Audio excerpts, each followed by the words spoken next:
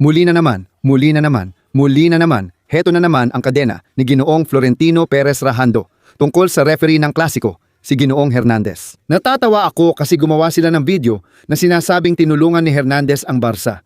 Pero nakakalimutan nilang inagaw niya sa atin ang isang liga laban sa Betis. Sa totoo lang, nagkamali sila sa huling laro kaya natalo ang Barca sa liga. Iyan ang una nilang kasinungalingan. Sinasabi pa nila na 54% lang ng laro ang napapanalunan ng Real Madrid kapag siya ang referee. Na hindi naman totoo. Planado talaga ang lahat para manipulahin. Kasi kung tama ang datos ng Real Madrid Television, nagsasabi sana sila ng totoo.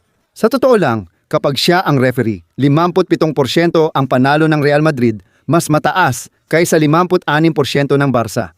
Pero ayaw nila itong banggitin. Ang totoo, bumabalik na naman ang liga, bumabalik na naman ang klasiko, at heto na naman tayo. Sinusubukan nilang manalo kung saan kaya nila dahil ilang ulit na silang natalo sa stadium, kaya masakit na para sa kanila. Kaya, Real Madrid Television, itigil nyo na ang pag-iyak.